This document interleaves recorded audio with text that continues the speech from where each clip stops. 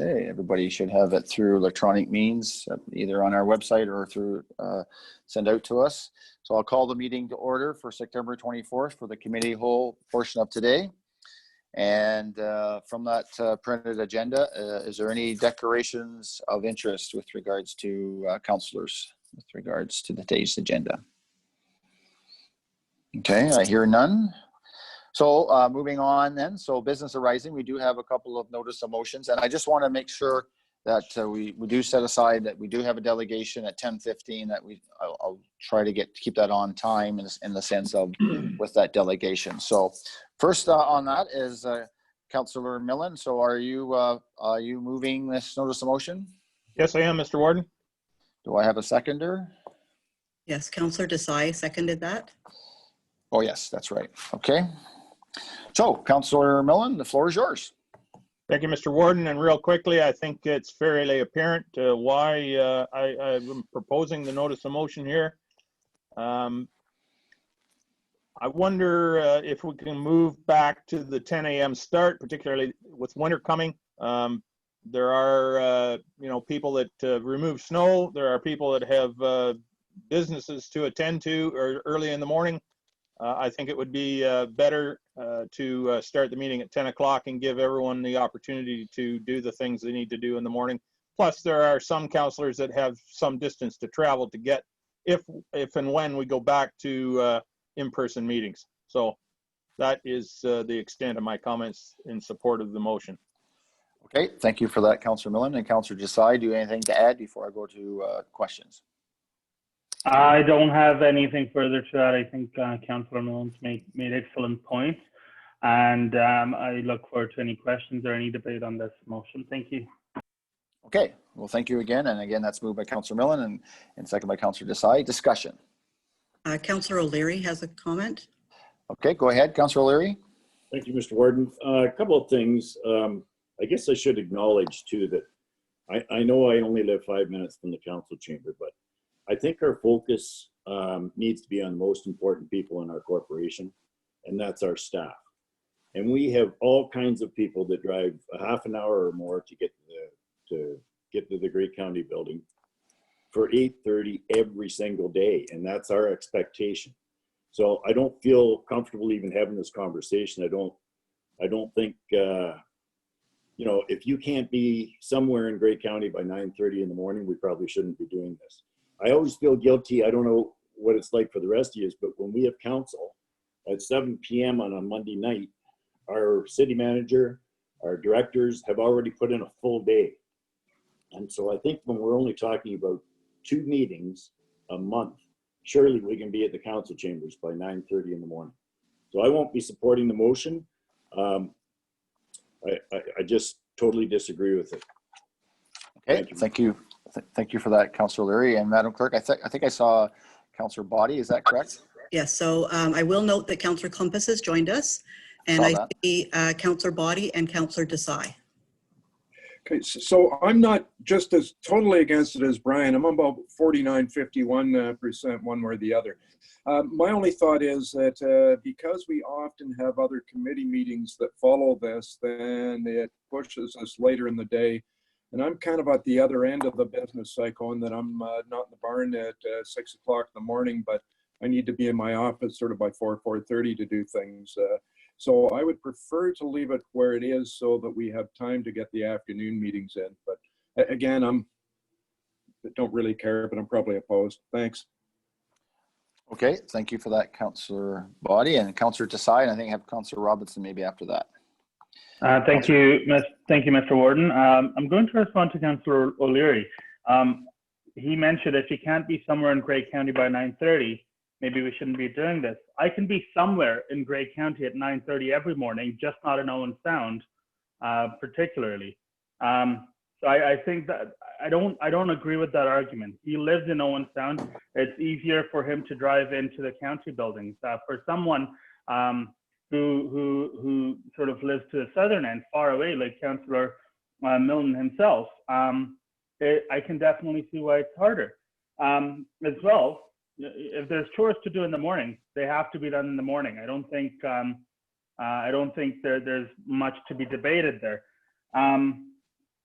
it's a half-hour difference. It's not like we're saying let's start at 1 o'clock instead of 9:30. So I don't quite understand the opposition here.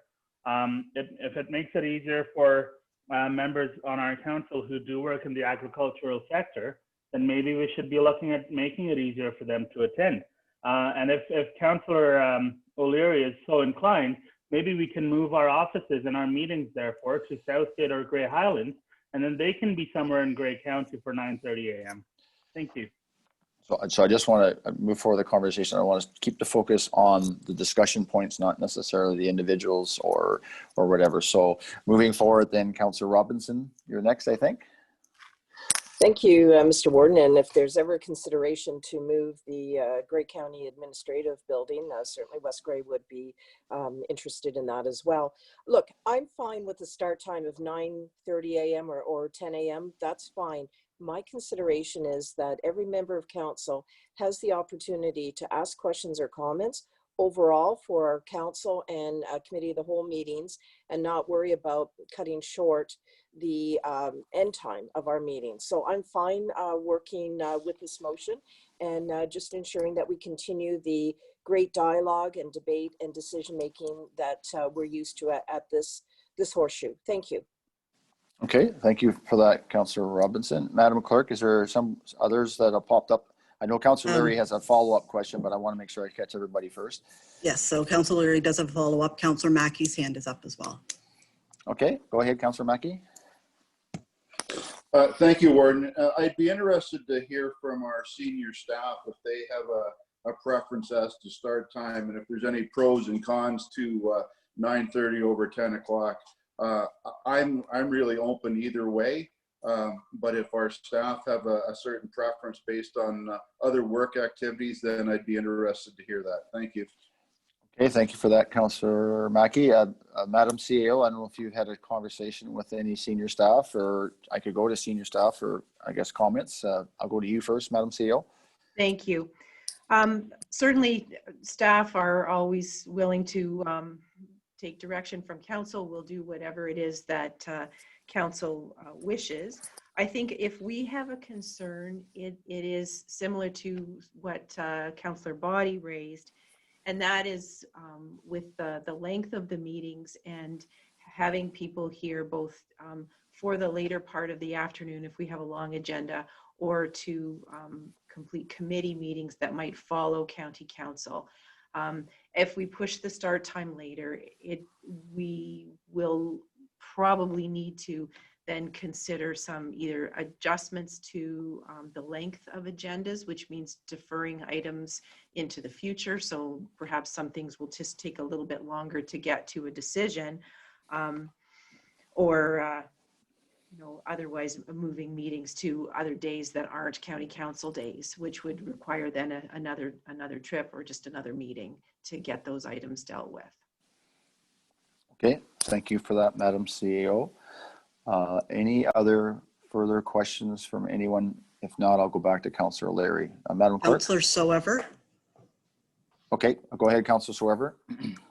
Yes, thank you, Mr. Warden. I don't really have a preference either way, although I would make the comment that, when we are all mayors and deputy mayors, and when you run for a position like this, then I think it's the expectation of the population that we put these responsibilities before our other responsibilities. And, I know that, certainly I deal with my mayor things first and then whatever else I'm doing after that. So I am traveling from quite a distance. It's about an hour away. I don't see any problem in getting to Owen Sound by 9:30. Certainly I'm up at 6 most mornings, and I'm happy to leave it where it is, because I see that, I would rather do that if we're, as the CAO says, we might have to defer some of this work because for convenience, we're only arriving at 10. Okay, thank you for that. So Mr. Warden, I do see Councillor Carlton's hand up. Councillor Millen has a comment as well. Okay, so I do want to go to Councillor Carlton, and then if there's no, I want to give everybody a chance to speak first, and if not, then I'll go to Councillor Millen and Councillor O'Leary. Go ahead, Councillor Carlton. Thank you, Mr. Warden. I'd just like to follow up on part of what our CAO said, where some of these meetings that maybe now take place after council and committee of the whole would be deferred to another day. That would then be an additional cost, because now those meetings are all paid as one full day, and that would be additional cost changing to another day on those. So I think we need to be aware of that as well. Okay, thank you for that, Councillor Carlton. Madam Clerk, is there anybody new before I go back to the two previous speakers that have spoken? No, sir. Okay, I'm going to go to Councillor Millen, and I'm going to go to Councillor O'Leary because he wanted the last comment. So Councillor Millen and then Councillor O'Leary. In all fairness, Mr. Warden, as the mover of the motion, I believe I should have the last comment. Yeah, you're right. You are correct. So you want to save that position then? Yes, sir. Okay, so I'll go to Councillor O'Leary. Thank you, Mr. Warden. I just wanted to be clear after Councillor Desai's comments that I did acknowledge that I'm 5 minutes from the council chambers. So when I'm trying to take myself out of it, but the point I'm trying to make is, I think if you check with the CAO, we have many people that work at the Grey County building that drive more than half an hour every single day. So I'm not, if we expect them to be at the Grey County building by 8:30 every day, how is it that we would have a conversation about 2 meetings a month that we can't get here for 9:30? I just don't see the point. Thank you. Okay, well, thank you for that. Madam Clerk, is there anybody else before I go to the mover of the motion? I see the seconder, Councillor Desai, has a further comment. Okay, I'll go to him after Councillor Millen, or I could go to him maybe first before Councillor Millen. Councillor Desai and then Councillor Millen. Thank you, Your Worship. I really don't want to belabor this point and continue on this debate with Councillor O'Leary.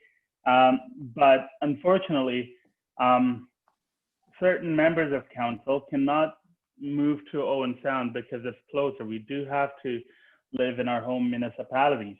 And I'm not saying that staff are wrong for not living in Owen Sound, but I do feel like Councillor O'Leary is trying to push this whole advert for Owen Sound that come live in Owen Sound so you don't have to drive God knows how long to get here for 8:30. But I think that's the big difference. Staff can move into Owen Sound. A lot of councillors cannot. I think it's, I'm honestly, I'm quite surprised that there's so much debate around this, but it is what it is. Okay, thank you for that, Councillor Desai. And apologize, Councillor Millen, you can speak now, sorry. Thank you, Mr. Warden.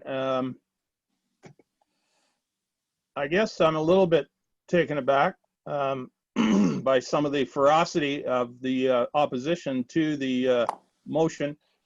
I'm not retired. This is not my livelihood. I do take it serious, this job, but it's not my livelihood. I have things to attend to prior to this. I can remember a mayor from many years ago saying, when I first got this job, was that you need to make sure you got your priorities straight. Number one is your family. Number two is your livelihood, your business. And number three is your council business. I don't understand the self-righteous attitude of some councillors that this is wrong, but whatever. If council wants to meet at 9:30, I will beat O'Leary to the council chambers every time. Thank you. Okay, I try not to get into the personal part of it. It's sticking to the facts, but thank you for that. Isn't personal. Don't worry about that. Okay, are there any other, I know Councillor Millen has said at the last point. Madam Clerk, just for clarity, currently right now, when we have a scheduled meeting like today, we're scheduled what, from 9:30 to what time? 9:30 till 4. Okay. Okay. So everybody has heard the discussion on the motion that's on the floor. I'm presuming there's going to be a bit of to and fro. So Madam Clerk, I guess I can first go to those opposed, or do you suggest maybe we need to have some way of recording how everybody votes on this? Because I can't see everybody.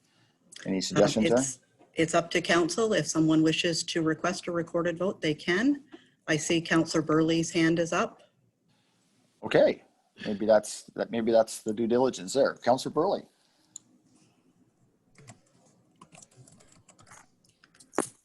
Thank you, Mr. Warden. It's a great honor to be a county councillor and a mayor of a municipality, and I will support Councillor Leary 100%.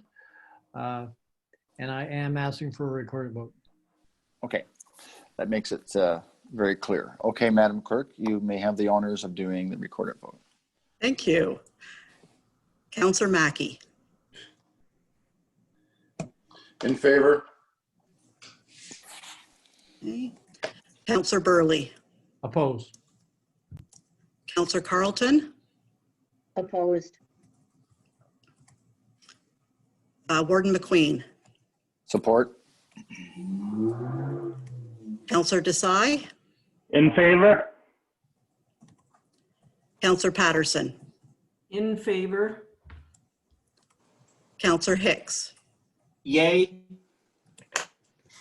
Councillor Clumpus. No. Councillor Keaveney. In favor? Councillor Body. Opposed. Councillor O'Leary. Opposed. Councillor Woodbury. In favor? Councillor Millen. In favor? Councillor Soever. In favor? Councillor Potter. In favor. Councillor Robinson. In favor? Councillor Hutchinson. In favor. The motion is carried 54-33. Okay, thank you. Council. Okay, thank you for that, County Council and Madam Clerk. Looking at my clock, I got almost 10:10. Madam Clerk, should we move forward with the delegation? I know it's scheduled for 10:15. I just don't want to, we get into the next notice of motion that may put us into a later time for the delegation. I think all of our delegates are here. Am I correct, Rob? Yeah, I do believe you're right, Heather. So I think if with council's permission, it would probably be preferable to go to the delegation first. Thank you for that, Madam Clerk. Is there anybody on County Council opposed to us moving forward with the delegation at this time? Okay, thank you for that. So at this time, moving forward with our delegation, and that's Jason Mills, the co-pastor of the Blue Mountain Community Church, and Andrew Slade, architect, and Teddy Handy and Associates Incorporated. So this is with regards to an exemption for a setback for 219 Bruce Street in Thornbury. And Madam Clerk, we have Jason Mills, I guess, who's going to be speaking. Good morning. Good morning. Thank you so much to you, Mr. Warden, and to the County Council. It's good to be here. And thank you for considering our request for a setback exemption. I feel like it's nice to see some familiar faces. My wife and I are not from Grey County, but we moved here as newlyweds into Owen Sound. We spent 5 years there. Then I pastored at the Hanover Missionary Church for about 10 years, lived in West Grey on Mulock Road. And in 2017, we moved to another part of Grey County. We're now in the town of Blue Mountains. And so we are pastoring together at the Blue Mountain Community Church. And so since we've come here, it's a great church, it's a great congregation. I'm just going to share my screen so you can see a bit of it and a bit of where we're at. So as you're doing that, Jason, there was information that was on our agenda for everyone to see as well. Wonderful. Yes, there should have been a letter that was sent, and then this very presentation was also, I believe. So we wanted to, before COVID, we wanted to accommodate a growing number of young families. We wanted to change our nursery space, our children's ministry space. We have some teenagers that are coming, and so we did a good review of our facility. And we found that we needed to make some enhancements, including accessibility. We don't have a highly accessible facility. And so we wanted to do some changes. And as we explored our options, we found that expanding out the front was our best option. So here we have, can you see this, this presentation? Yes, okay, all right, just gonna make it full screen. You can see where our church is located. There's Thornbury, and we are the orangey red kind of marker there. And so we're right on the main street on Bruce Street South. And here's a look from the street. If you're looking north, that's the church there. I want you to pay particular attention to the sign, because you notice as we move to 3D images that the sign doesn't move. And so here's a 3D image, the exact same thing taken by our architect. He's done some great work there. And so what we would be looking at is, this is what the expansion would look like. And so you can see the sign is still there. It's increasing the space by, I believe, 2.23 meters closer to the road. There's an aerial shot, so we don't have the exact. I believe that the bylaw is from the middle of the road. We don't have the exact number of feet from the road, but it gives you a bit of an overview. If you can see this black outline, here is our current facility, and then here is the expanded facility. And again, there's that sign on the front lawn. So we're coming out just ever so slightly, or we'd like to. Here's an aerial shot. At the top is the Blue Mountain Community Church, same road. Just below that is the Presbyterian Church. Below that is the Anglican Church. And you can see the setbacks from the road. You can see that they're all quite close. Some are even closer than our church to the road. And then the United Church on the right side, that's further up if you go north. On Bruce Street South, and they're probably the closest church to the road. You can see how close that setback is there. Again, coming back to here's our current. If you're wondering what it looks like from the other side, this is our current facility from approaching from the north to the south, and here's what it would look like. What we'd like to do there, and then back to the end. So I'd love if you have any questions or comments, and Andrew is here as well. He's our architect, and we'd be happy to try to answer questions. Okay, well, thanks for that, Jason, and thanks for the slide presentation. Are there questions from county councillors? I don't know if there's anything from staff perspective at all. I guess, Jason. Go ahead, Madam Clerk. Go ahead. Potter. Okay, so go ahead, Councillor Potter. Thank you. Yes, I am familiar with this building, and they do need the extra space to aid in accessibility. I've looked at this since I was first asked about it months ago, and I can't really imagine how it would be an issue as far as the sight line goes. I know that we may someday need to widen the road, and we will have to take that into account, but I do think that the traffic at that corner tends to move at about the speed limit. So I just don't see this as being very much of an issue, and I'm quite comfortable with what they have proposed. Okay, thank you for that, Councillor Potter. Any other comments from county councillors? Councillor Hicks. Okay, go ahead, Councillor Hicks. Thank you, Madam Clerk. Thank you, Mr. Warden. Given that this property is on a curve, I wonder if staff have any concerns at all with sight lines. Thank you for that. I was going to suggest we go to the Director of Transportation. Is Pat available for comment there? Yeah, I'm here. One thing I just wanted to say, just quickly, to Mr. Mills, just how professional he's been through this process. I know it's probably hard enough to get an addition, and we have some concerns about the addition, and I'm sure it's not easy to run into some, some opposition from our permit folks. And I just want to thank him for how professional he's been through this process. So just Staff's concern is just the fact that it's already within our setback. Because it's right on the corner, if there's ever going to be some widening or some increase of the radius of that curve, we're probably going to need land there at some point. Obviously quite a few years away. But that's the first issue. And the second issue is just there's a new crosswalk installed north of there near the school. And we just don't want to do anything to kind of impede our future visibility of that crosswalk. So that's where staff was concerned. That being said, we haven't gone through a full exercise of figuring out how 4-laning would fit in there.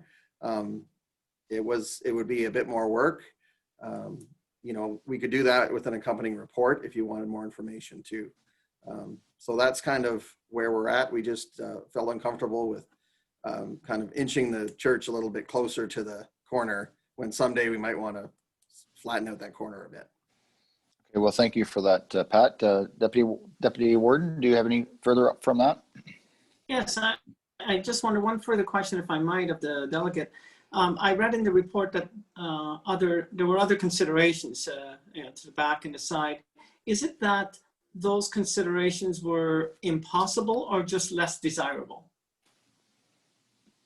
That's a really good question. I think as we looked at what we could do with our space, that they didn't really meet our needs. So we could potentially do some other things, but this really meets our needs, and the other options didn't, would ultimately not be what we really need. Okay, Deputy Warden. That's it, Mr. Warden. Thank you. Okay, and just back to you, Jason, before I go to, I don't know, Pat, do you have anything to add or with regards to that comments or? No, I think we're fairly clear where we stand. I guess to Jason, I guess you are working with a triangle piece of land, which probably makes it tougher to work with as well, I presume. Mm-hmm.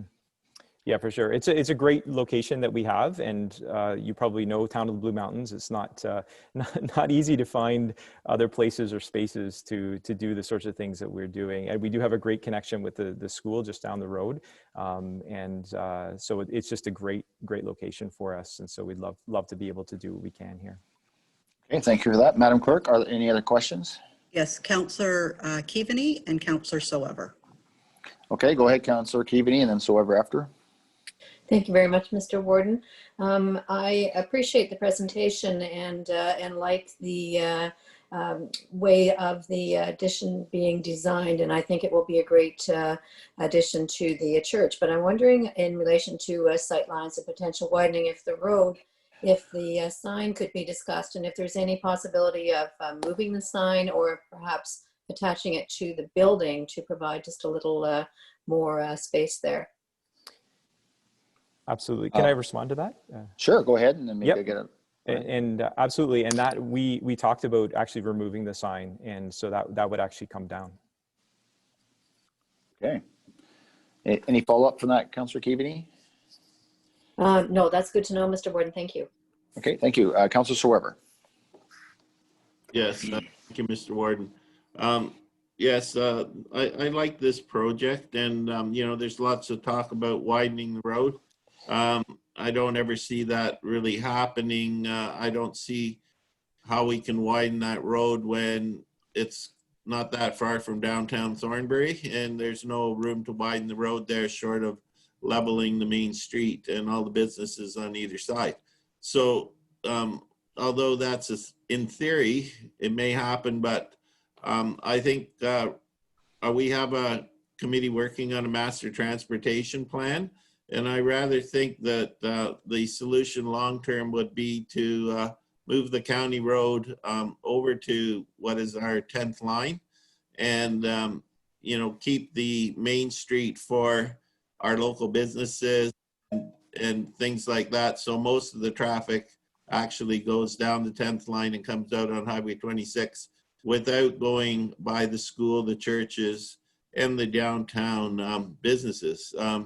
Certainly that would allow for things like shutting down the main street occasionally for festivals and things like that. So there is a lot of consideration, but I don't ever see it in a practical way, the need to widen that road, because there are businesses both in Clarksburg and Meaford that are quite close to the road. And, you know, widening the road wouldn't make sense because you'd have to level those business districts.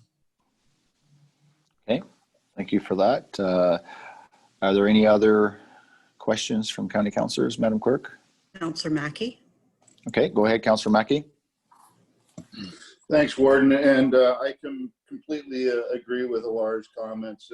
Growing up in that area and attending Beaver Valley School, I'm very familiar, and I just can't envision that ever being a 4-lane road through there. I mean, I can see it, you know, the road being moved out of that area and it just becoming a township main street.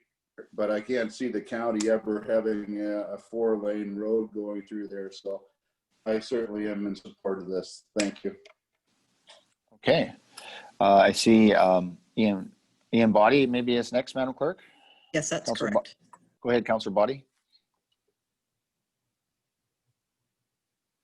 Councillor Body. You must be on mute. There Oh, there we go. My computer's bouncing around and I keep losing the sound too. What is the procedure to consider this? We're talking around it, but should we be asking for a report? I'm looking for some guidance here because right now there's nothing in front of us really to consider except for a request to consider it. So I'm just wondering what the procedure is to at least consider it. I'll go back to Pat. Pat, the Director of Transportation. Process. I think my recommendation would be we could complete a report, probably not for next meeting, but for the one after, with some additional information. If you desire, we'd be happy to do that. And then you'll bring with recommendations, or you'll leave that for sort of to county council, or how would you do on that? We probably still are our same recommendation that we opposed it, but Okay. that would be up for council. Okay, I'm going to go, just don't go too far away. Councillor Body, any follow-up to that?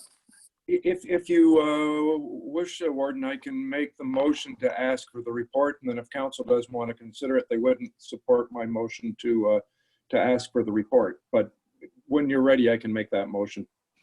Okay, I'm going to go to the Madam Clerk. Does that sound appropriate, Madam Clerk?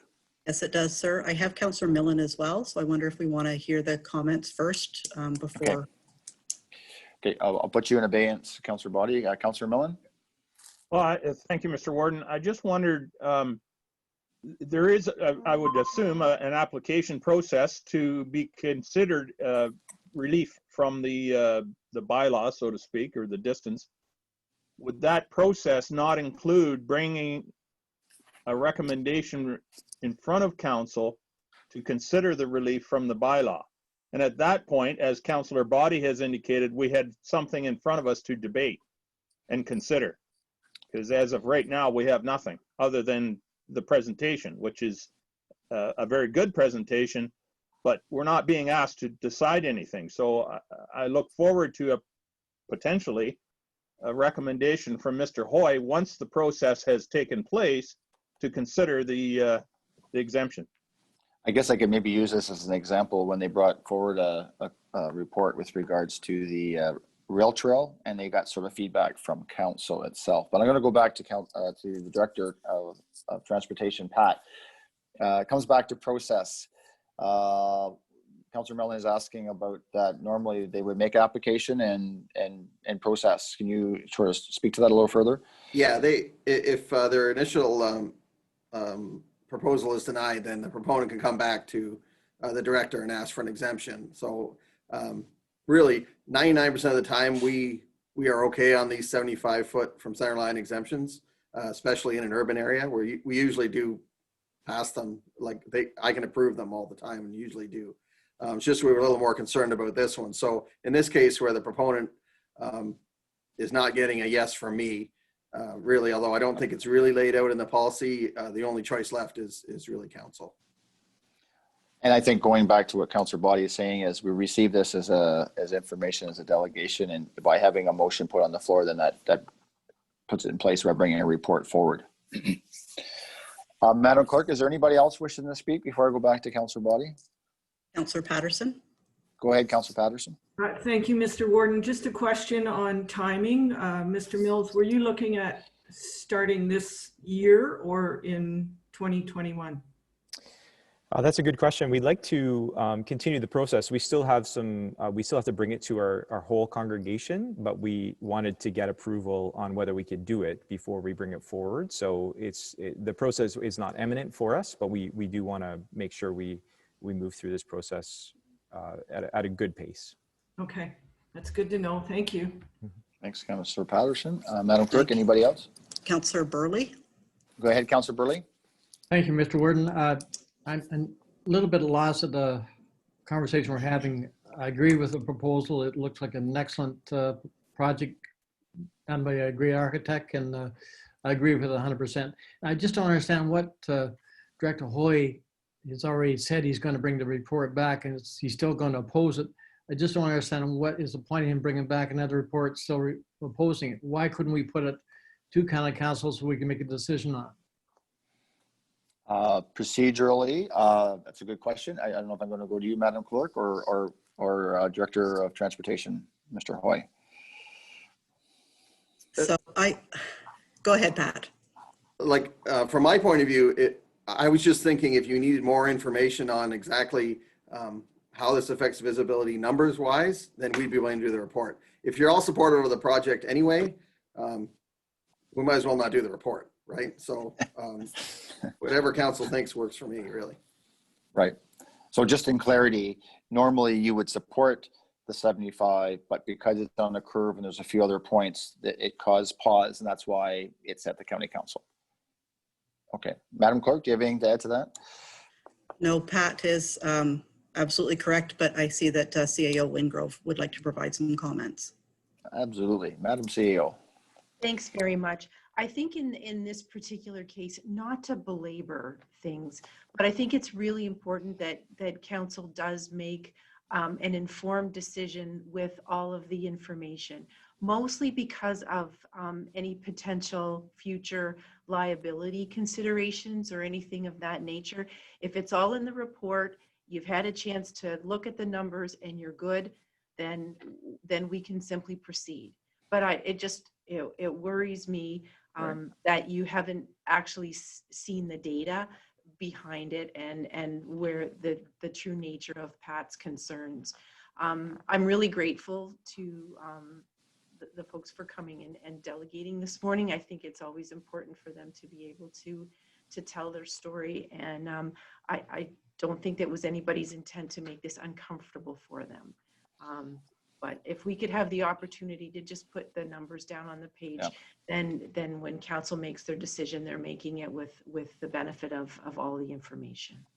Thank you for that, Madam CEO, and that makes sense. We wouldn't want somebody to say, well, I didn't know that, right? So, okay, I'm thinking that maybe we look at Councillor Body to put that motion on the floor, and then that way we can...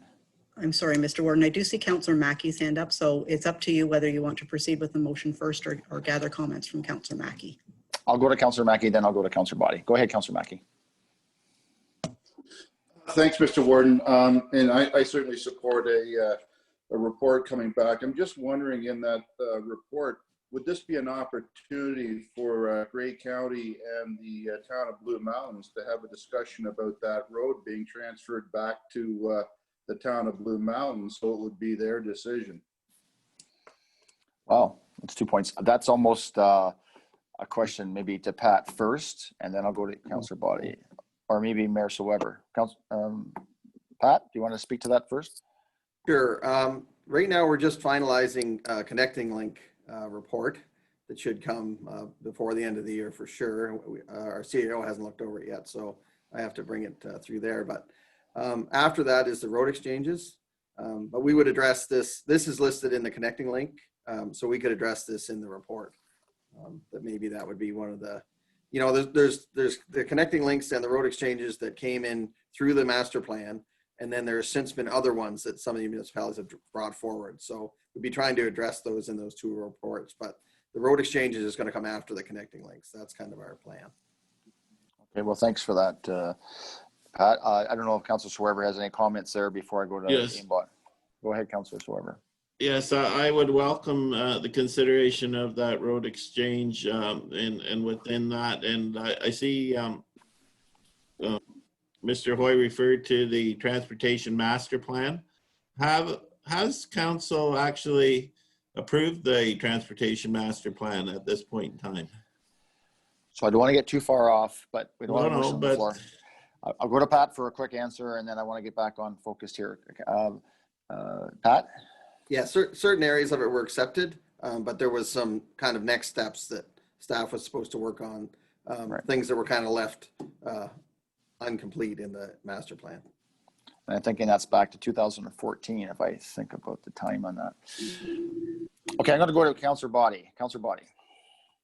Yeah, so I'll make a motion that we ask for a report back in due course, whether it's next meeting or one after that, whenever it's appropriate, so that we can consider this. We would then have the report in front of us, a paper trail for anyone that wanted to question our decision to understand what it was that we considered, et cetera. So if someone wants to second that, then thanks. I think Councillor Mackey. Okay, Councillor Millen. Okay, go ahead then. That's so the motion is on the floor.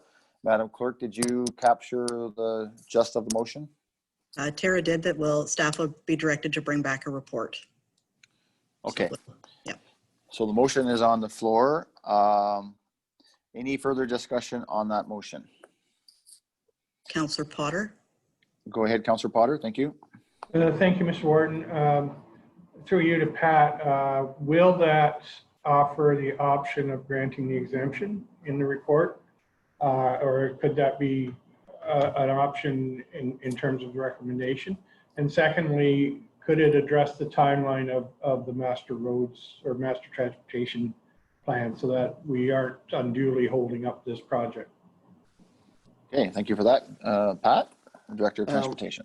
I think the report will, I mean, it's either you allow it or you don't, right? So that'll be the recommendation. I don't really want to muddy it into tying it right into a road exchange because of their timelines, but so I think the report will mostly just address this question at hand, regardless of who the approval agency is, really. But you do have a report coming later on this year, you mentioned. Yes. So maybe that would be the time to tie that or have further conversation. Councillor Potter, is that okay? Yes, that's fine. Thank you. That answers my question. Okay, thank you for that. Other questions? Madam Clerk, anybody else wish to speak to this motion? No, sir. The only question I had, what is, maybe I missed it in the report, the speed limit or in the presentation. What's the speed limit along that section of the road? You talk about a school zone or a school crossing. Pat, do you have information? I don't have the top. I believe it's a 50, and I'm not sure. I think it's a community safety zone as well. I'll have to confirm that. But. So I can answer that. It is 50, and there is a school safety zone which drops it to, I believe, to 40 during the school hours when the crossing guard is there. Okay, I just asked that because I know we do have a report coming forward later on today with regards to some suggestions of reduction of speed, so which does have an factor on sight lines itself. So we have a motion on the floor. Hearing nobody else wishing to speak, all in favor, or anybody opposed to that resolution that's on the floor?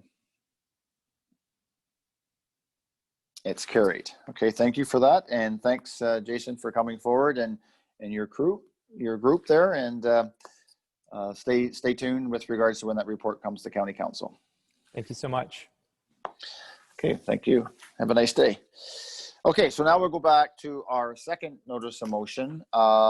This is with regards to Councillor Soever, which has been printed on our agenda for today. Councillor Soever, are you moving that notice of motion? Yes. And do I have a second? Oh, I do have a seconder here. I have it, Councillor Robinson. Okay, so the floor is yours, Councillor Soever. Yes. Well, a few meetings ago, we approved a growth management study, and you know, I have some real concerns that we really need to consider the effects of COVID, because as it says in the motion, whereas prior to COVID-19, as per the 2016 census data, there's 7,999 dwellings in Grey County that aren't normally occupied on a permanent basis. So that means there's almost 8,000 homes. And whereas, COVID has caused people to consider where they live and how they go about their daily lives. And by that, I mean, there's the work from home, and a lot of the people that own these dwellings are now living up here in the town of the Blue Mountains. And what we did was we put together a very quick survey that the notice went out with our tax notices. And what we found was 66% of the people responded, and there was about 100 respondents so far, report they'll be spending more time in the town of the Blue Mountains.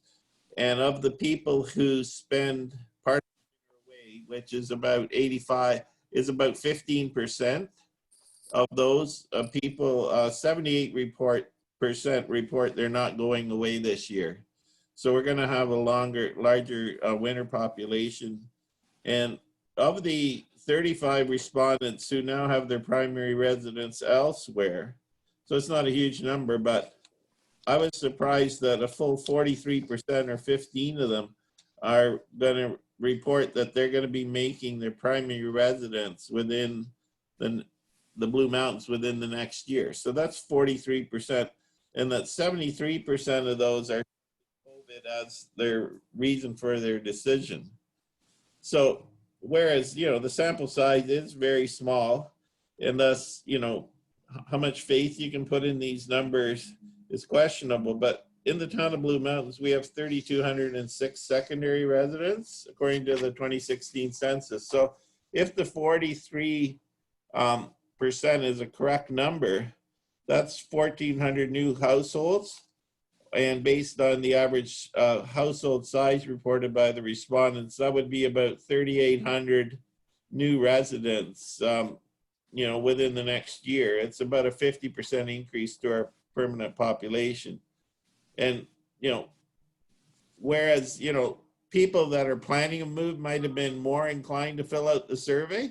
So maybe the 43 is not a right number. I know it shocked me. I was expecting it to be about 10, maybe. But even if the 43 is only half that, that's still a 25% increase.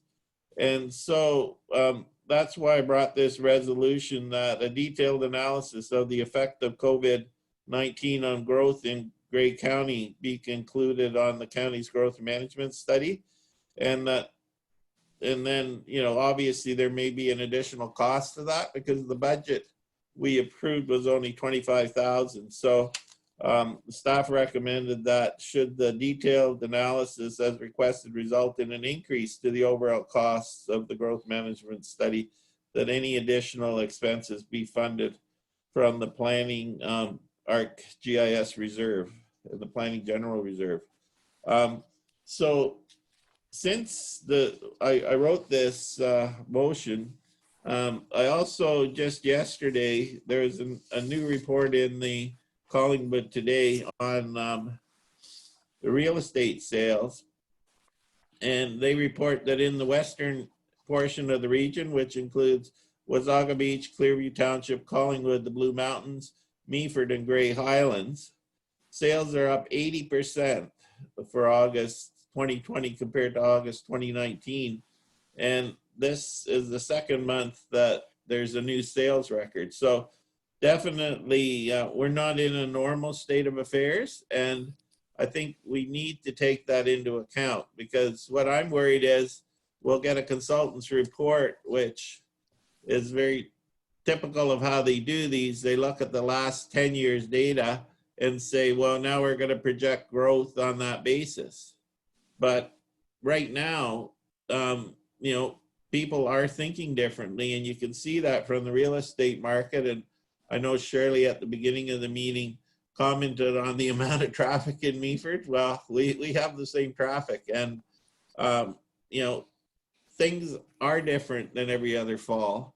And I think things will continue to be different. And I think it's important that we get, particularly because of the large percentage of homes that are already existing. I mean, we don't have the time advantage when you're approving developments from the time the proposal comes to the time it's built is 5 to 10 years. But with all these homes in Grey County, almost 8,000 of them that could be, some of them may not be suitable for year-round occupation, but many of them are. People could move here next month. And so I think we need to get an idea through doing a more exhaustive survey than what we've done here in the town of Blue Mountains on, what is the future likely to look like? Because that's really what we want to get out of our growth management study. And looking backwards at what happened in the last 10 years, as is typically done, may not be sufficient at this point in time. So that's why I brought the motion, and I hope council sees fit to support it. Okay, well, thank you for that, Councillor Swerver. And as a seconder, Councillor Robinson, do you have anything to add to the notice of motion before I go to questions? Certainly. Thank you, Mr. Warden. Just plain and simple, I definitely support the importance of this type of data collection. Thank you. Okay, thank you. So going to Madam Clerk, I saw Councillor Millen. Is there a list of people wish to speak? Yes, I have Councillor Desai, Councillor Millen, Councillor Potter. All right. Thank you for that, Madam Clerk. Councillor Desai, you can go first. Thank you, Mr. Warden. I appreciate Councillor Swerver bring this motion forward. It's a well-crafted motion, and especially when you consider the fact that Beaver Valley Community School has had an additional, I believe it's 230 registrations. It is a significant number, and my question though to the mover, Councillor Swerver, is are we sort of looking into beyond, will there be a margin of error that we sort of allow on people who are saying that, yes, we're going to make Town of Blue Mountains or Grey County or wherever our permanent residents, but 1 year down or 6 months down or whenever, we're through this pandemic, they'll revert back to Town of Blue Mountains or Grey County being their secondary or their vacation home, just because there's more facilities and more provisions in an urban area. Are we going to be making that sort of judgment or that margin of error on that? Because I can certainly understand why people right now want Town of Blue Mountains or Grey County or any municipality in Grey County, why they'd want it to be their primary residence. But at the same time, things change and people change their minds. So will we be asking the consultants to sort of incorporate a margin of error? Thank you. Okay, I guess I'll go back to Councillor Swerver. Question was focused at you. Yes, certainly that is a very valid concern, and I don't want to, it's not my intent to recreate the discussion that we had when we approved going ahead with the growth management study immediately, because we're not asking for a reconsideration of that. Certainly things are in a bit of a state of flux right now, and I think, it is really hard to determine whether these lifestyle changes, this working from home, the ability to work from home is going to be permanent. As time goes on, I see from just talking to people who now work in buildings in downtown Toronto, is a lot of companies are planning to not renew their leases, and they do intend to make this permanent because they've seen the advantages of having people work from home. You're not carrying expensive office space, and you're getting the same amount of work done. So it's true that exactly the point that Councillor Desai brings up is very relevant. Is, we don't know, but certainly we got to get the best data that we can at this point. Okay, well, thank you for that. Then I'm going to Councillor Millen is next. Thank you, Mr. Warden, and I want to thank Councillor Swerver for bringing this forward. Whether we have a survey in the rest of the county or not that shows a little bit of this, anecdotally, I think all of us can conclude that there is a shift taking place, and it's taking place rapidly. And I think anytime we have the opportunity to collect that data, as Councillor Robinson pointed out, is a good time to do that. And it's just coincidental that where the growth management study is going to start or commence very shortly. I think we need to take advantage of that opportunity and collect more data and to see what's going on in the county. So I will be supporting this. Okay, thank you, Councillor Millen. Councillor Potter is next. Thank you, Warden. And Councillor Milne actually just mentioned one of the points that I was going to make, which is that it isn't just our town, it's going to be all of Grey, I think, that's going to see the change happening.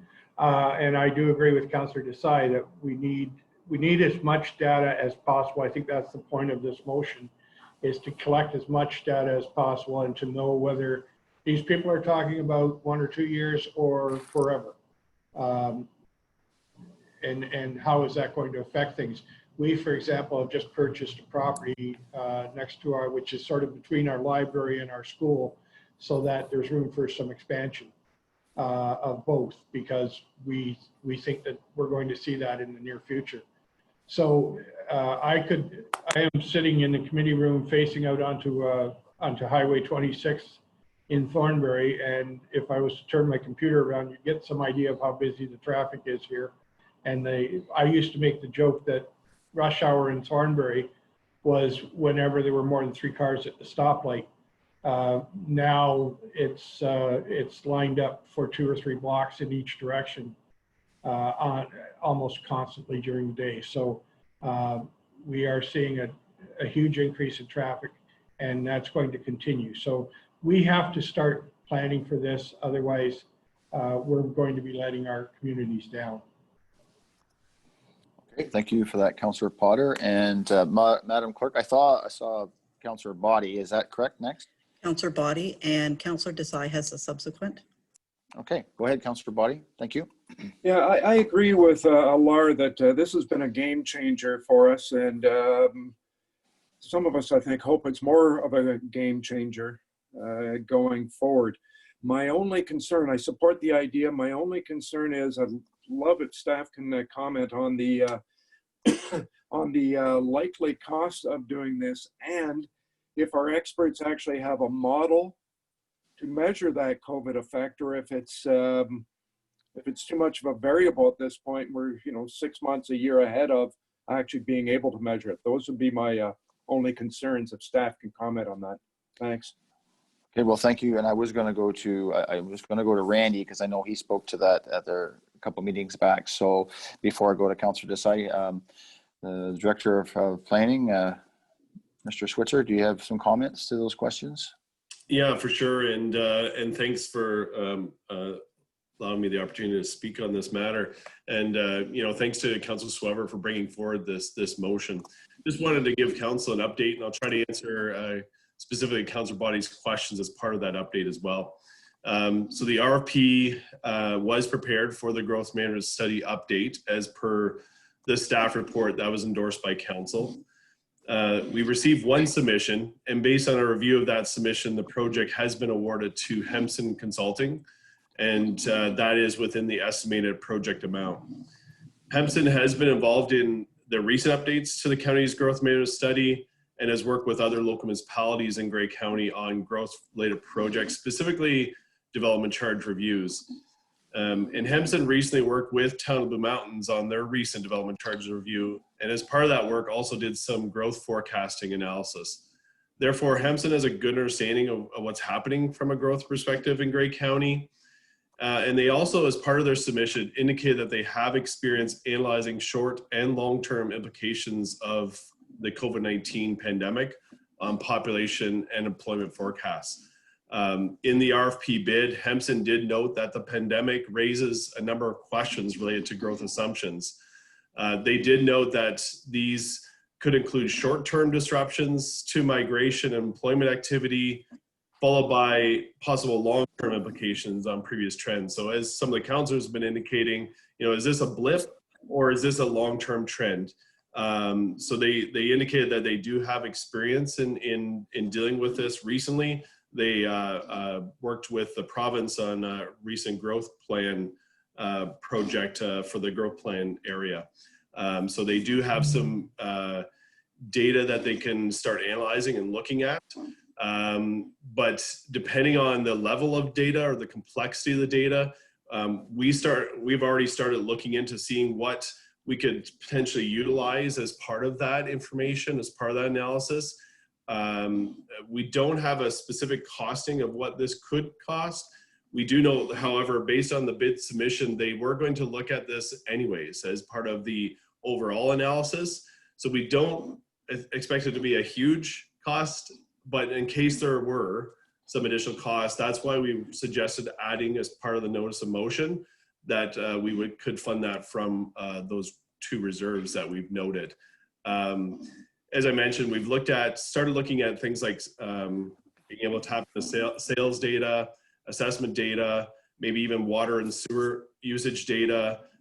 Someone's already mentioned school enrollment data.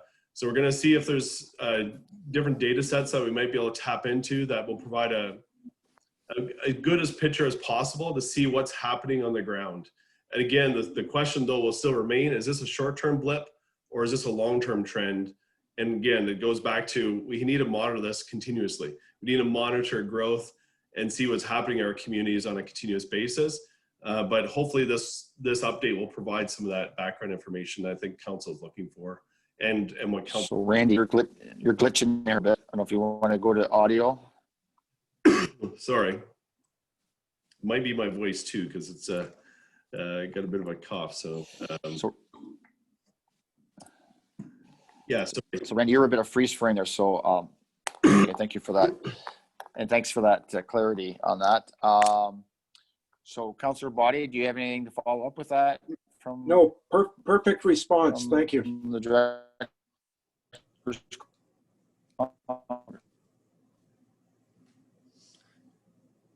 Mr. Warden, you're cutting out as well. For Desai next. And I also have Councillor Hicks. Sorry. Thank you, Mr. Warden. Okay, I'll go to Councillor Hicks after, Deputy Warden.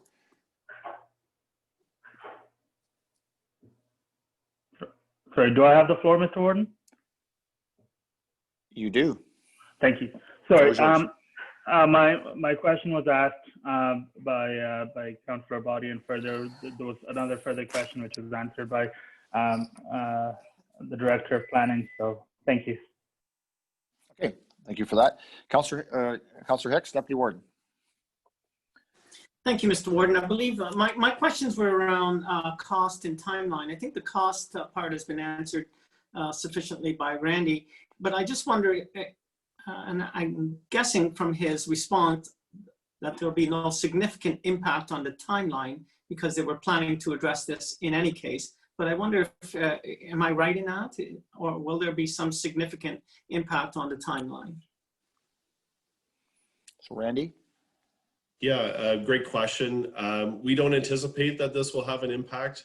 In saying that, we anticipate that depending on the data analysis that we need to get into, we may need to collect that data either from sources that we can collect in-house or relying on maybe some local municipal data or data from school boards. So in some cases, we may be relying on some of the information from various municipalities and from the school board. So depending on the timing of when we can maybe get some of that information may dictate overall timing, but we don't anticipate any concerns or issues with the overall original project timeline.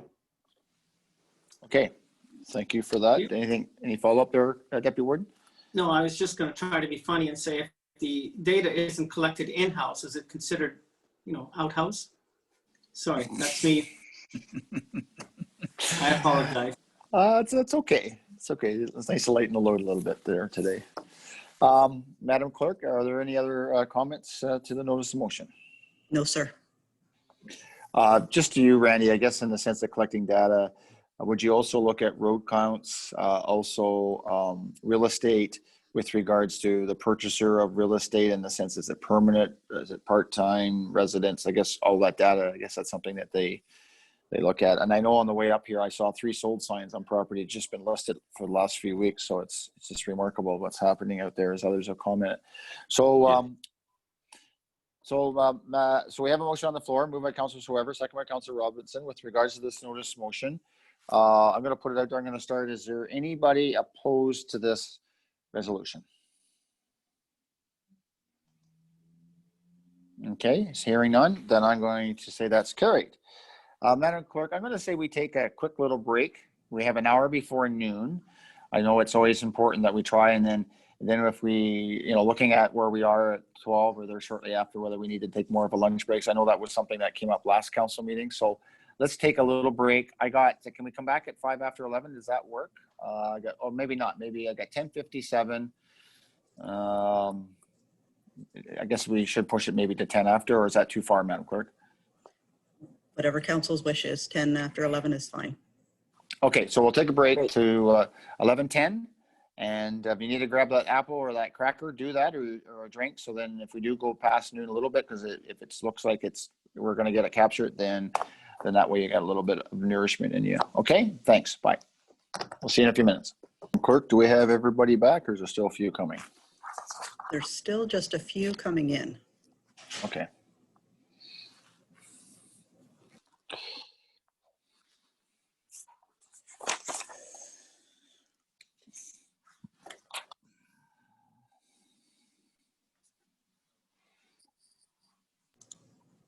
I think you are good to go, Mr. Warden. Okay, well, thank you very much, Madam Clerk, and welcome back, everyone. Hope you had a great break. Our next item for business today is our consent agenda, and that has been moved by Councillor Robinson and Councillor Keaveney. Are there any of those consent items wish to be pulled for separate discussion?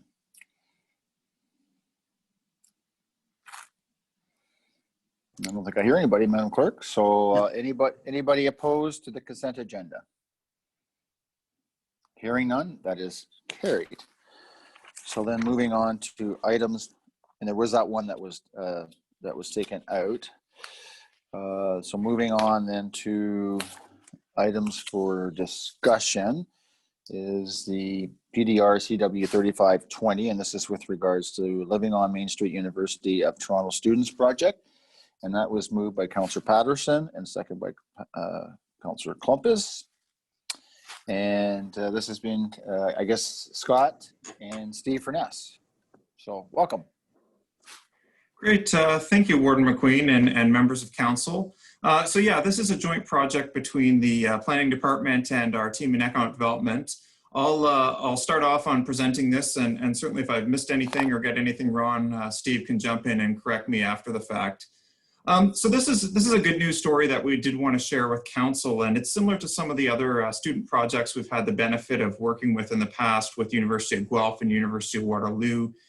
In this case, Jacinda from our economic development team made the connection with University of Toronto, and we're going to have the opportunity to work with a team of 5 master's planning students on a research project within Grey, and this project has been branded Living on Main Street. And really what it attempts to do is to look at both our planning policies at the official plan and zoning level, as well as some of the incentive programs that might be offered through community improvement plans, to look at what we can best do to support the health of our main streets across the county.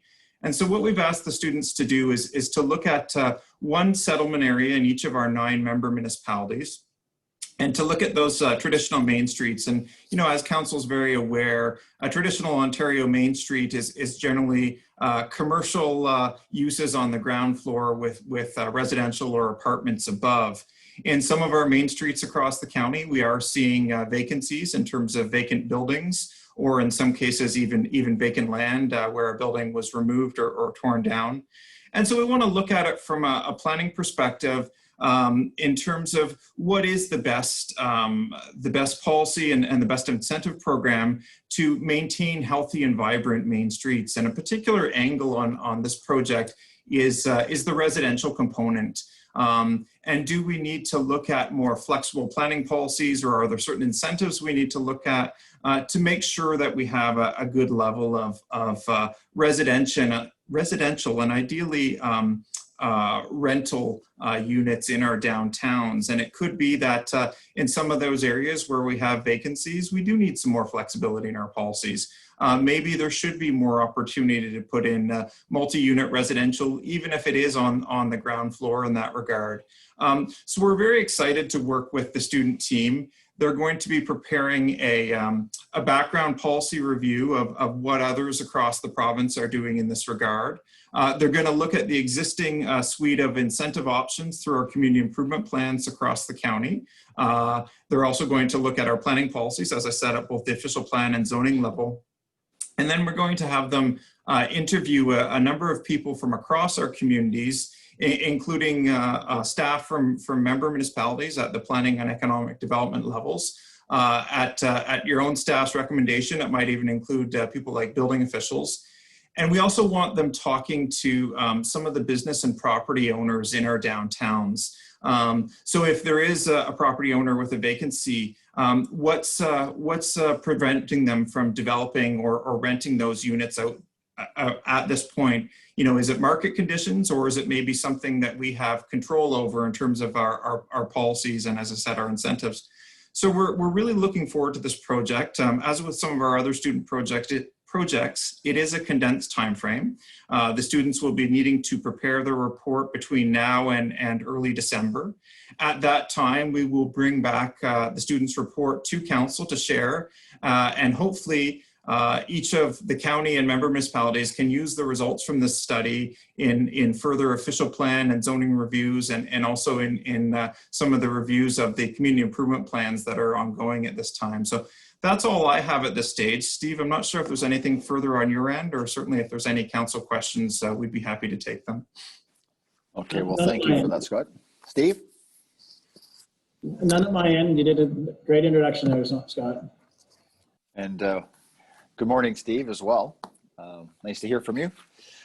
Okay, so I'm going to go to County Council, and I do have Christine Robinson, Mayor Robinson, or Councillor Robinson wish to speak, and maybe there's others, Madam Clerk. Go ahead, Councillor Robinson. Well, thank you, Warden, and through you. Thank you very much for the presentation, and I'm excited that there's opportunities for students to participate and have recommendations brought forward to County Council. It's really exciting in that regard. A few comments, if I might. So the ability to have attainable housing, while it's important in the downtown core, may not be the necessary focus that is in the downtown core of Durham and Neustadt. So I'm pleased to hear that you're, through the study, you're looking at different types of downtown cores for each of our municipalities. And I'm hoping that, that there's an opportunity for Durham and Neustadt to both participate in that. Also, consideration for CIP. West Grey at least, and I expect that other county municipalities are also on the home stretch for the CIP, and I'm wondering what the impact of that would be. Also, the ability for local businesses to work to establish a more fundamental presence in the downtown core with the assistance of this grant, I think is really important. Going forward in this study, I hope it does speak to a mixed use for both urban and rural areas, and that there's an opportunity for, you know, rural downtown cores to be able to reinvent themselves both now and post-COVID. Thank you very much. Well, thank you for those comments, Councillor Robinson. Madam Clerk, are there other comments out there? Yes, sir. Councillor Keaveney and Councillor Millen. Okay, go ahead, Councillor Keaveney. Thank you very much, Mr. Warden, and I too am really excited about this project. It's perfect for Meaford in particular. We have a number of vacant spots in our downtown, and we're very concerned about why that is. And I'm wondering, you mentioned that the students will be reaching out to municipal staffs and to potentially building officials. And I'm wondering if there's an opportunity to consider approaching our chambers of commerces and our BIAs for input as well. And for consideration to be given to downtown living, which I agree is becoming more popular again. We have one coming to our main street, and one of the apartments above one of the shops is going to be renovated into an Airbnb. So I just wondered if there could be any thought given to exploring the potential of more Airbnbs within our downtown or other types of short-term rentals. And I'm also wondering about any barriers to development. Again, in Meaford, we have a number of storefronts owned by one individual, and just wondering if there could be conversation to better understand why those developments aren't going forward, and also a consideration for heritage. Again, recognizing that many of our buildings are of heritage value, and what impact that has on this particular study as students look at the potential of increasing living in our downtowns. Thank you. All good points. I'm sure Scott is frantically writing them all down. Okay, Councillor Mullen. Thank you, Mr. Warden. And I want to thank Scott for sourcing out these students to do all this work on the cheap. That's not to suggest that the results are going to be cheap, but I commend him for finding these young folks that are interested in rural Ontario. I don't think it's any secret. A lot of the small towns in our communities are dying. I don't think it's any secret why they're dying. And I look forward to new ideas, new eyes on this problem, because it is a problem, and it ties back into, I think, what Councillor Soever brought forward in his notice of motion. We have a real opportunity here. Times are changing dramatically and very rapidly. And I think we have a real opportunity here to make some changes that will impact our communities going forward. And I look forward to the results from the student project. Thank you. Thank you, Councillor Millen, and good comment, sir. Madam Clerk, are there others that wish to speak? No, sir. Oh, I see Councillor Potter's hand. Thank Go ahead. Thank you, Mr. Ward.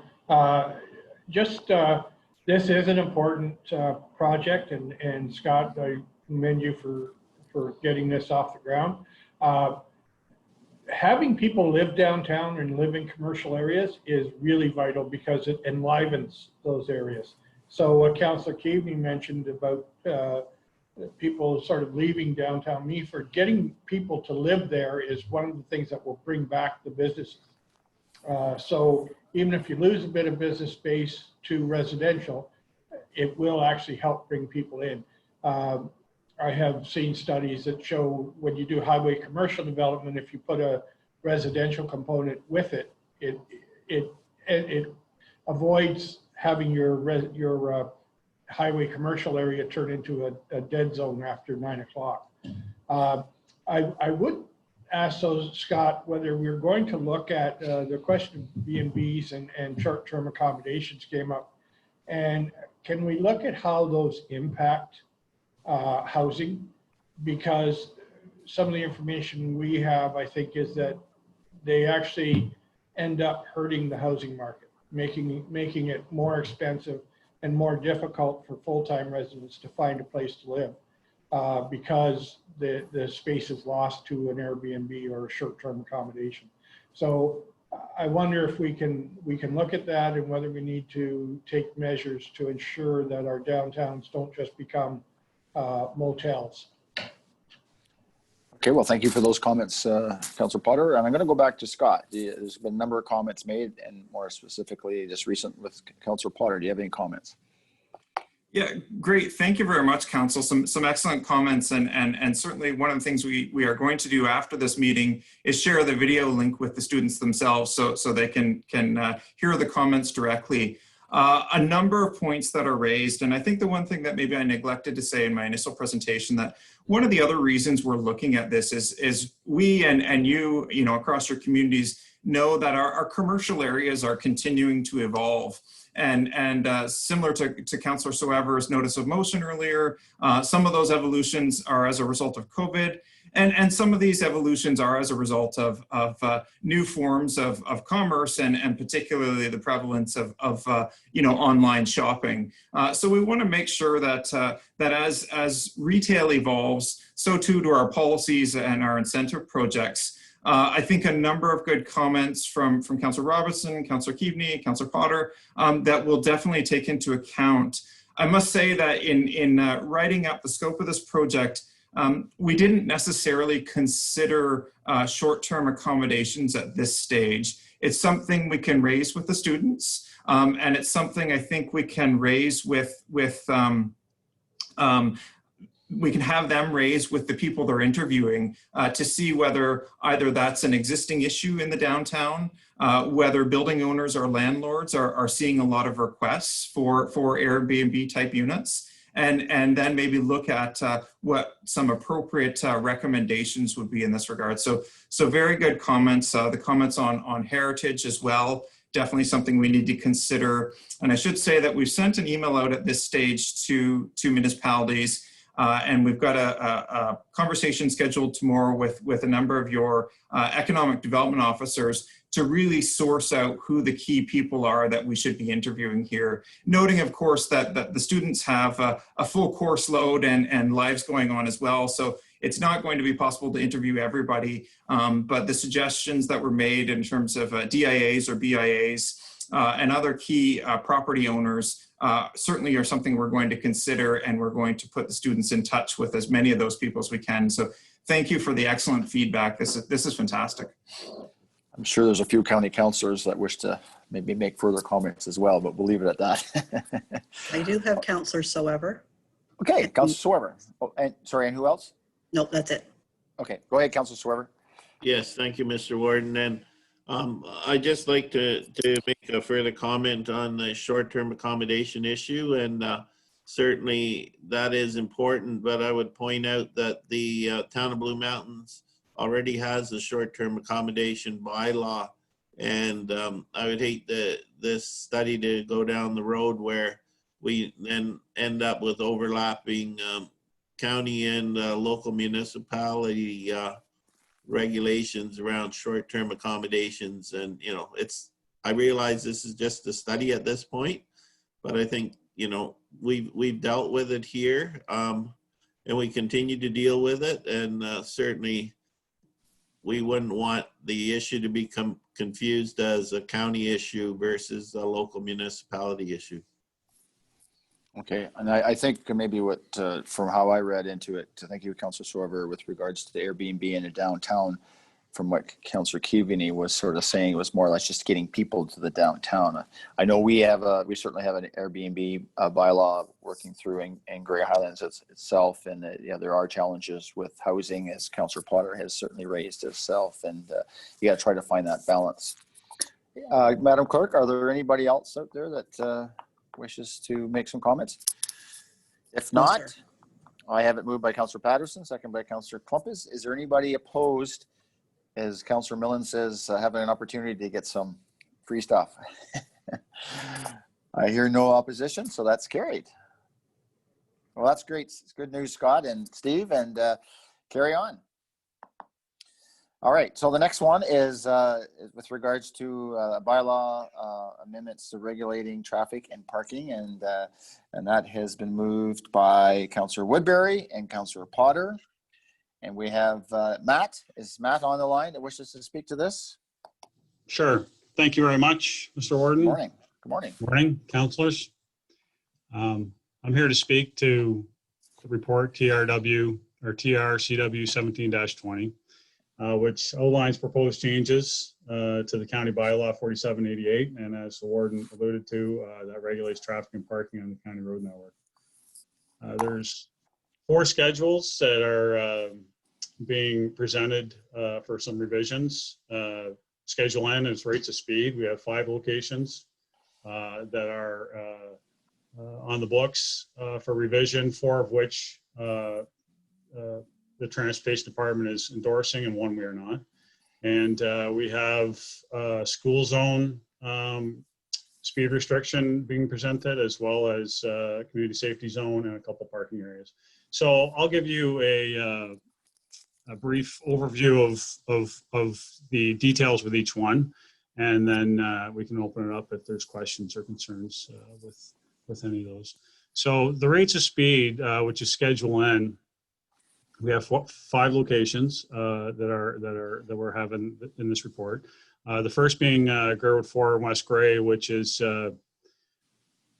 leaving Durham on Greywood 4, going east Currently, the bylaw for the 50-kilometer-an-hour speed zone ends at the town limit. Yet there is a 70-kilometer-an-hour posting that is existing in place on Grey Road 4 that is not covered by the bylaw. So I'm not sure when those signs were put up or how that happened without a bylaw being put in place, but that is the case. So right now it extends 500 meters beyond the 50K zone. It's posted at 70, which is kind of a transitional area, which is appropriate. We've had some complaints from members of the public, and there is some development in that area, a lot of residential entrances.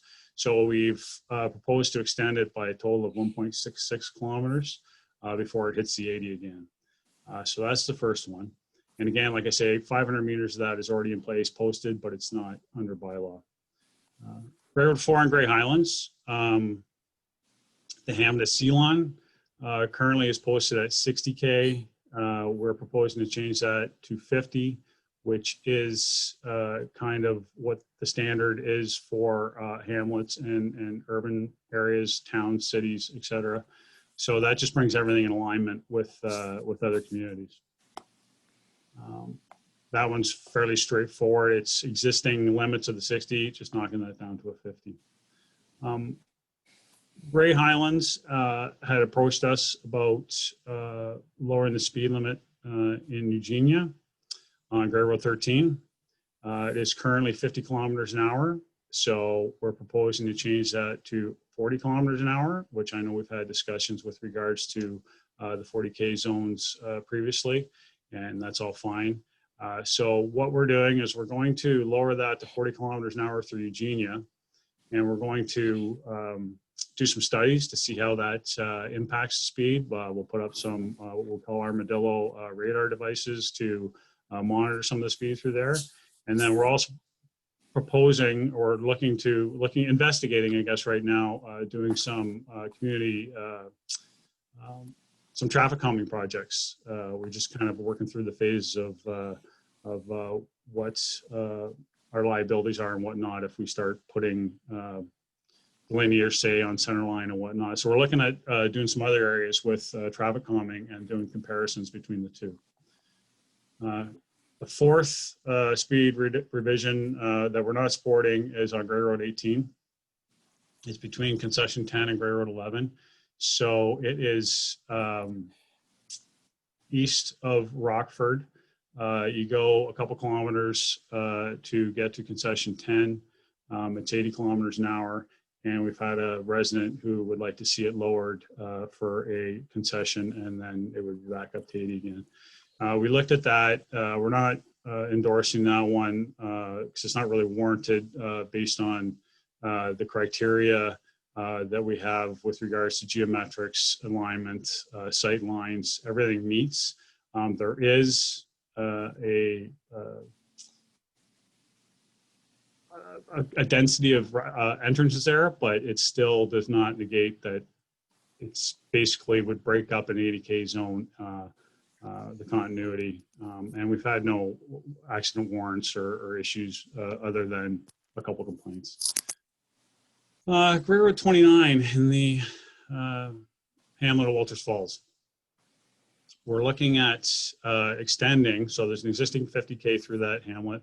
We're looking at extending the 50K zone, leaving Walters Falls to the southeast.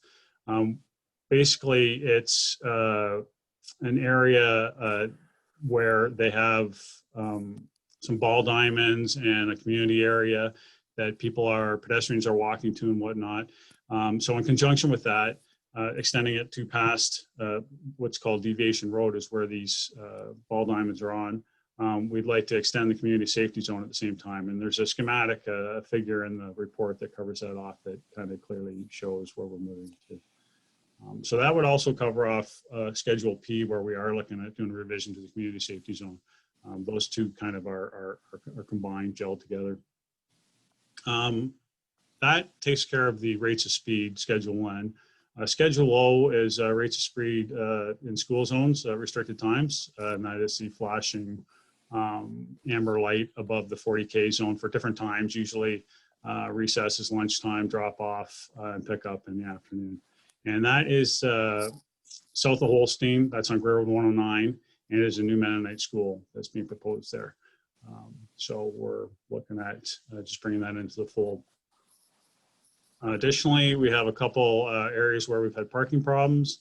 Grey Road 1 in Georgian Bluffs at a little bit of a tourist area known as Bruce's Caves. I'm not sure if everybody's aware of that location. I actually filmed a movie there a couple of years ago with cavemen and whatnot. But anyways, it is an area that, again, with COVID and as you all know, a lot of these areas are taking a lot more traffic and a lot more people showing up. So we had some safety concerns there. It's on a hill, and then there's a curve to the north of the hill, and it was causing some operational issues, and it was flagged to us. So we would like to see that posted as no parking. A second area is on Grey Road 2 in Blue Mountains, Collapore Uplands. They have a parking area there. Our staff, our patrol staff had to actually erect no parking signs there several months ago because it was out of control. There was people parking on both sides of an S-curve. There was an overflowing parking lot at the Collapore Uplands, and we really felt it was a safety concern at that time to immediately get it posted. So we're looking to have that endorsed by the bylaw. And that covers it. So any questions or concerns, we're definitely open to discussion. Well, thanks, Matt. And I think there are a couple questions. Madam Clerk, I got Councillor Millen. I have Councillor Desai, Councillor Millen, and Councillor Mackey. Okay.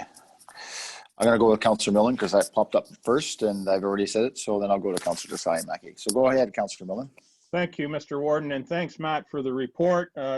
You alluded to the movie, the Caveman movie, and I really think that Councillor O'Leary got robbed for an Academy Award on that puppy. But anyway, he did a great job. But do I understand correctly that the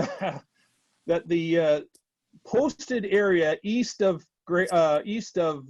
Durham is not covered under the bylaw? So if somebody had got pinched there for speeding, would they get their money back? And I'm asking for a friend. Is that what I'm understanding there? Matt, I don't know if you're the legal. I can speak to that. If you were to get pinched there today or tomorrow and you were aware there was no bylaw, you could fight that in court. But I can't speak to the legalities of something that happened previously and whatnot. So yeah, sorry. I'll pass that along to the friend that was asking. Thank you. You're welcome. Okay. Thanks, Councillor Millen and Councillor Desai.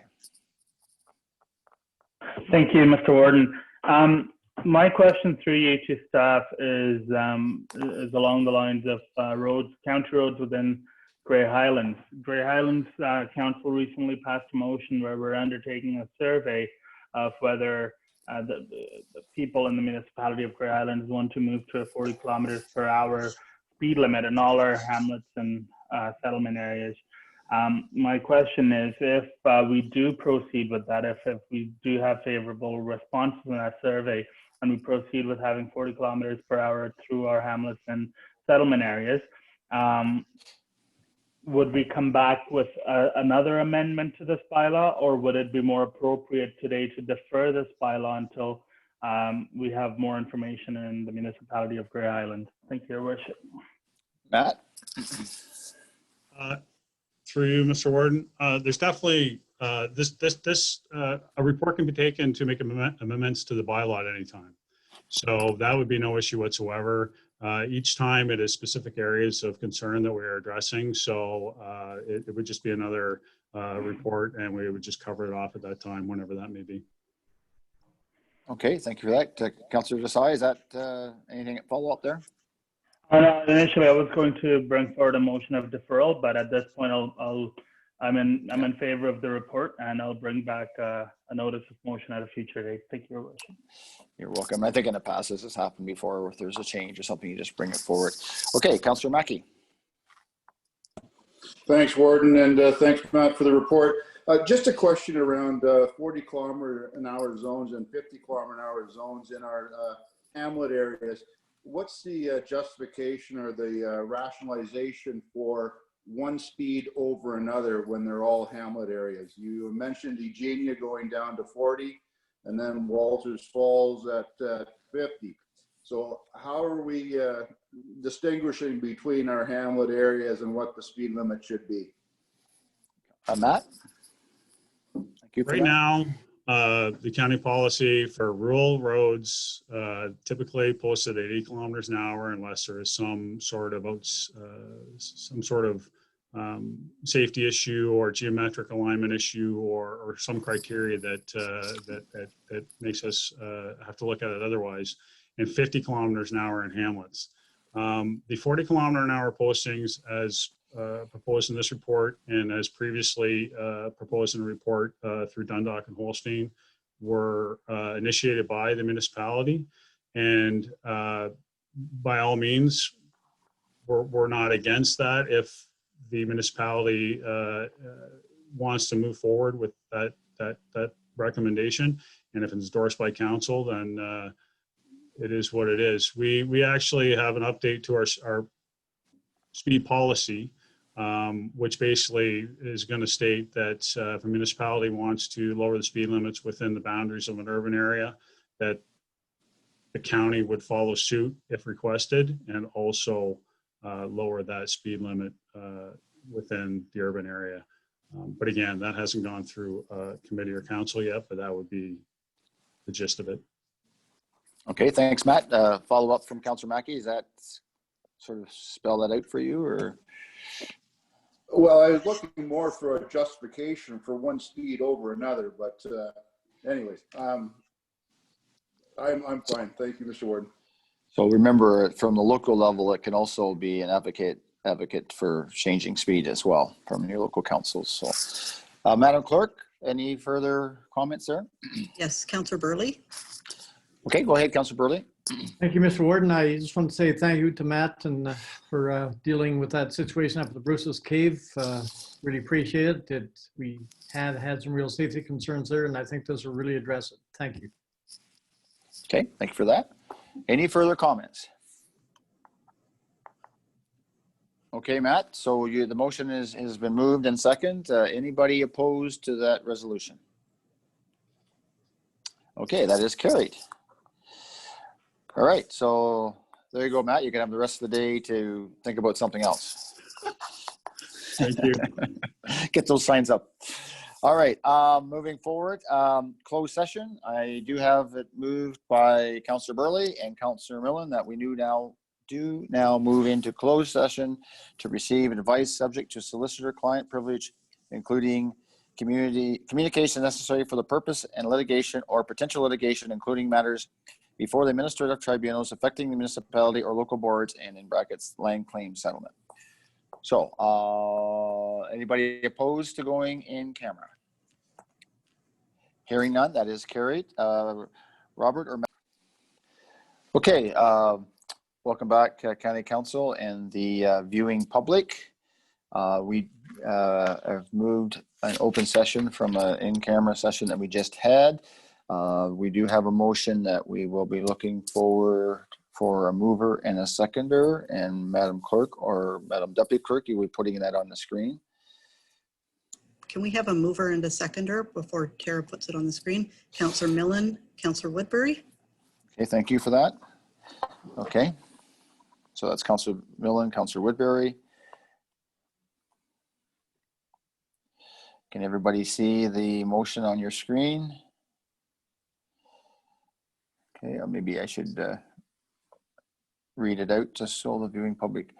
It's moved by Councillor Millen, second by Councillor Woodbury, that staff be directed to bring a bylaw forward to the County Council to implement an agreement settlement to the land claim litigation with the Saugeen Ojibwe, sorry, I can't say that, Saugeen Ojibwe Nation, Sun, and specifically to authorize the transfer of the Mountain Lake forest property to Sown as part of that settlement. Is there any discussion on that motion? Hearing none, that is carried. I do have a statement to read here from myself as the warden on behalf of County Council. Last year, Grey County went to trial to resolve the land claim with the Saugeen Ojibwe Nation Zone related to land on the Bruce Peninsula. The claim, filed 25 years ago, deals with Treaty 72, which was negotiated in 1854. Grey County was named in the claim along with the federal government, provincial government, and several local municipalities. Today, I am pleased to announce that Grey County has reached an agreement with Sown. The settlement will include the transfer of approximately 275 acres of county forest in Georgian Bluffs, known as the Mountain Lake property. County Council must formalize the land transfer by passing a bylaw at our next meeting on October 8th. After the transfer is complete, the property will continue to be subject to all regular land use planning policies and procedures. Grey County staff will reach out to the residents in the area to advise them of the land transfer. An online public information session will be scheduled for sometime in October. Grey County is the first party named in the claim to reach a settlement. Sown will continue with the legal claim against the remaining municipalities, the provincial and federal governments. This settlement provides some closure to a long-standing claim, and I hope it can also be the beginning of more conversation, more understanding, and a stronger relationship between Grey County, Sown, and the Anishinaabeg people. Thank you for that. Okay, and just for that, those notes, Madam Clerk, will that be posted also on our website or our minutes with regards to the statement I read? We can include the statement with the minutes. Do we need a motion for that? No. Okay. And there will be a press release going out. Okay, just finishing up on our agenda then. Other business, Madam CAO, I think you were just going to speak verbally just regards to our strategic planning day discussion. Madam CAO. Thanks very much, Mr. Warden, and thank you to all of council who replied to my short online survey last week. I wanted to review the results with you as well as my conversations with potential facilitators in the hope that we could come to an agreement on a plan for how best to use our time on October the 15th. So with regard to the survey, you were unanimous in your desire for a review of all of the projects in progress. And I would recommend that we use an expanded definition of work in progress to include the work of our task forces, specifically affordable housing, the Owen Sound Hanover Task Force, climate change, healthcare funding, and the goals and deliverables from that work. I asked about new initiatives. There were a few new initiatives or areas for discussion that were noted. And these included addressing the financial impacts of COVID on our budgets and our local economy, regular and specialized transit, the regional airport, waste management, enhancing broadband connectivity, our roads network, and the transportation master plan. You told me that you are interested in setting priority deliverables for the term of council for the next 18 to 24 months, and then looking on into the future out into a 10-year period. So considering all of the information that you've provided, I wondered if this session might best be set up as a sort of a state of the union that sets Grey County up for our COVID recovery. You all are well aware of the fact that we have a lot of projects in play and several significant ones that are just poised to begin. Our resources are stretched, and from a budgeting and resource planning perspective, it would be really beneficial to establish the items that we really want to push hard on, even if it means getting extra help to push those over the finish line in the short term.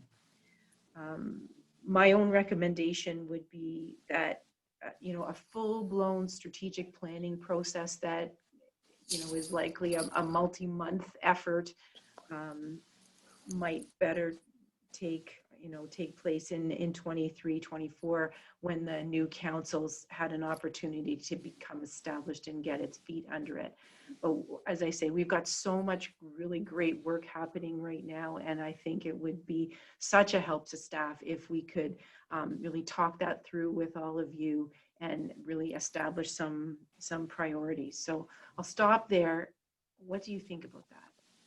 Does that make Okay, sense? well, thank you for that survey, Madam CEO. And I know we had a brief discussion about that, and that was a good idea to go out with that, so we get some feedback. County councillors, any feedback on that? Councillor Millen. Go ahead, Councillor Millen. Thank you, Mr. Warden. I concur with Kim's sentiments there. We have a lot of stuff in play, and I think it would be worthwhile putting all of that in front of council and sort of summarizing where we're at and what can we reasonably push on to get done. Because as Kim has suggested, the resources, as I can well imagine, are stretched, and staff are stretched. And I think they're looking for some direction on which ones they want to put the shoulder to, or which ones we want them to put their shoulder to the most in the next little while. And because if we go down to the path of a full-blown strategic plan, inevitably we're going to identify more things that we'd like to see done. And I don't think we want to do that at this time. We got enough in play. Let's see what we can finish first. Thank you for those words, Councillor Millen. And you got to add to that, we're in COVID-19 right now too. We're in a pandemic, so, you know, so, right. So we have lots going on. Who knew? Yeah. Okay. Thank you for that. I have, Madam Clerk, I have Councillor Robinson. Is that next? Yes, sir. Go ahead, Councillor Robinson. Well, thank you, Mr. Warden. And for county councillors, I completely agree with the opportunity to have that comment on the state of Grey County and just an update on all of our projects. I think that would be absolutely worthwhile, and looking forward to the 15th. Thank you. Okay. Madam Clerk, any further comments from county councillors? No, sir. Okay, and I guess we'll get the full details of that day. That'll be sent out and for everyone to follow along. And we will be in person, sitting socially distancing ourselves with, I presume, masks and lots of hand sanitizer, I presume, Madam Clerk. I think Kim has some final comments. I'm sorry. Madam, go ahead. The last piece, and thank you so much for that segue. The last piece was about the format for the day. I've talked to facilitators, and the recommendation from the facilitators is that we don't try and do this in person. So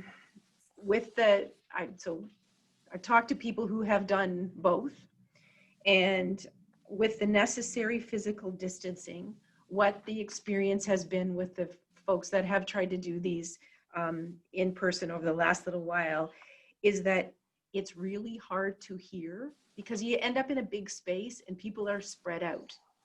And it's hard to hear. People aren't seeing the visuals that, you know, maybe not able to, you know, see everything on the screen to the level of detail that they wanted to do. And you can't do small group work because you can't be that close together. So I reached out to Dr. Rebecca Southern from Guelph, who's a well-respected facilitator. She's done a number of sessions recently, including York Region, Town of Goderich, Richmond Hill, and done them online that she felt and they felt were really productive and well received. So what her recommendation is that we take a half a day and we split it into 3 50-minute sessions. So it's very focused and very tight, that we can move through the information and hopefully get to some decisions and some direction. So that's the recommendation from the facilitator. I feel ya wanting to do this in person. I'm really concerned that all of the considerations that we need to put in place about trying to be really careful about this are gonna maybe really inhibit having the kind of in-person discussion that we really want to have. I'm also really, like, nobody wants to sit on a Zoom meeting all day long either. I'm very conscious of that, and she's aware of that as well. And that's why the suggestion to, like, you do a chunk of work, you take a break, another chunk, take a break. So that's the proposal and that's my recommendation, but I am totally at your service here. If you feel strongly about something else, then we'll talk. I just don't know if I can get a facilitator to do this in an in-person way, but.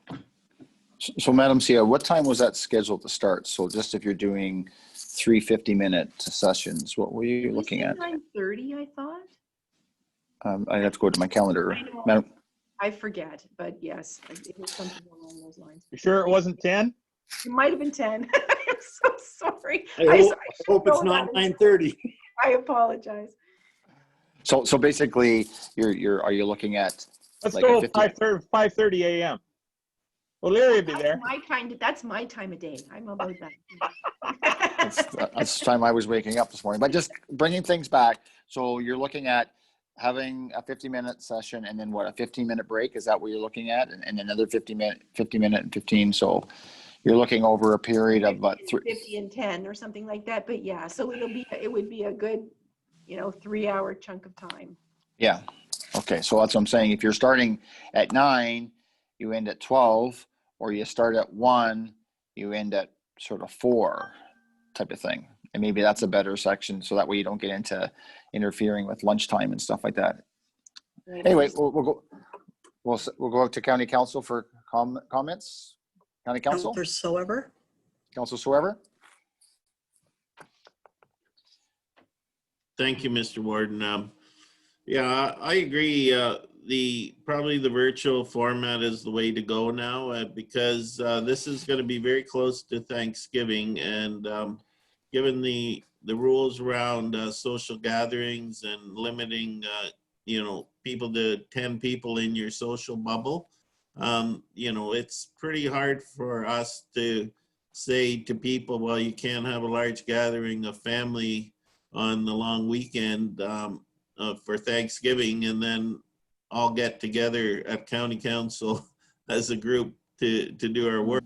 Even though we are socially distanced, the perception there is it's very hard for us to speak and say, okay, everybody calm down, hopefully, as the Premier said that, or I think it was the Prime Minister said yesterday, that if we, respect the gathering rules at Thanksgiving, maybe we'll be able to have larger gatherings by Christmas. Yes. And then for us to that same week get together, and even though we are socially distanced, the appearances don't look that great. So I think these virtual meetings have been working, and we've had good dialogue with minimal problems. So I'm all for doing this virtually. Okay, thank you for those comments. Madam Clerk, is there any other comments out there? Councillor Potter. Go ahead, Councillor Potter. Thank you. Yes, I just wanted to support the idea of, it's great to get together in person, but the CAO has told us that any of the advantages of getting together in person would be lost anyway. So given that, and given what Councillor Swever just said, I just can't see any reason for us to meet in person when we can do just as well via this format. Okay, thank you. Madam Clerk, are there any other comments? No, sir.